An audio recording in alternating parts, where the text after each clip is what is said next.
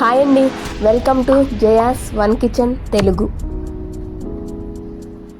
ఇవాల్టి రెసిపీ గుత్తి కాకరకాయ ఫ్రై.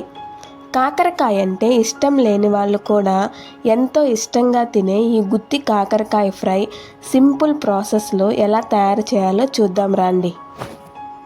ముందుగా ఈ గుత్తి కాకరకాయ ఫ్రై కోసం 6 కాకరకాయలు తీసుకొని ఈ 6 కాకరకాయలకు సరిపడే విధంగా మసాలాని ప్రిపేర్ చేసుకోవాలి.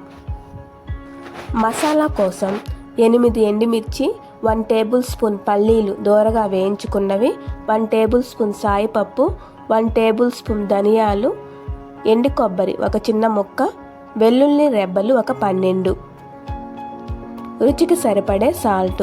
వీటన్నిటిని మెత్తగా ఈ విధంగా మిక్సీ పట్టుకోవాలి. ఇప్పుడు కాకరకాయల మీద ఉన్న పీల్ని లైట్గా తీసివేసి వాటిని శుభ్రంగా వాష్ చేసుకోవాలి. వాష్ చేసుకున్న తర్వాత ఈ విధంగా నిలువుగా కట్ చేసుకోవాలి.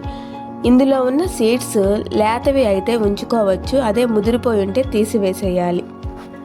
ఇప్పుడు ఇంతకుముందు మనం ప్రిపేర్ చేసి పెట్టుకున్న ఈ మిశ్రమాన్ని ఇందులో స్టఫ్ చేసుకోవాలి.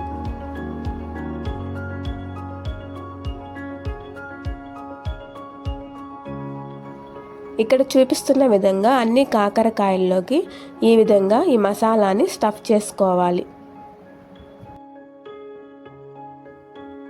ఇప్పుడు స్టవ్ మీద కడాయి పెట్టి 4 టేబుల్ స్పూన్స్ ఆయిల్ వేసుకోవాలి. ఆయిల్ వేడెక్కిన తర్వాత 1 by 1 కాకరకాయలు ఇందులో వేసుకొని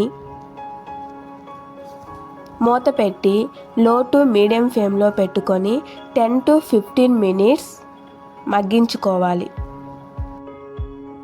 10 to 15 minutes తర్వాత రెండో వైపు కూడా తిప్పుకోవాలి.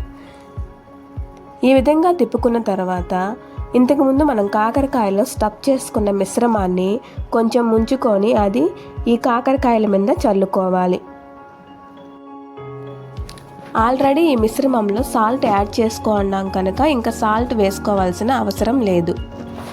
ఇప్పుడు మూత పెట్టి లో టు మీడియం ఫ్లేమ్లో ఒక 10 minutes మగ్గించుకుంటే సరిపోతుంది. ఇంతేనండి గుత్తి కాకరకాయ ఫ్రై.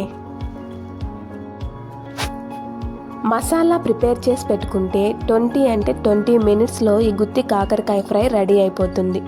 డైరెక్ట్గా దీన్ని రైస్లోకి తీసుకొని తినచ్చు. చాలా అంటే చాలా టేస్టీగా ఉంటుంది. కాకరకాయ అంటే ఇష్టం లేని వాళ్ళు కూడా ఎంతో ఇష్టంగా తింటారు.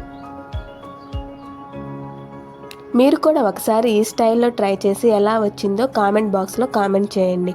ఇలాంటి మరెన్నో simple and tasty healthy recipes కోసం మన ఛానల్ని లైక్ చేయండి, మీ ఫ్రెండ్స్ అండ్ ఫ్యామిలీ మెంబర్స్కి షేర్ చేయండి అండ్ సబ్స్క్రైబ్ చేసుకోండి. Thank you for watching.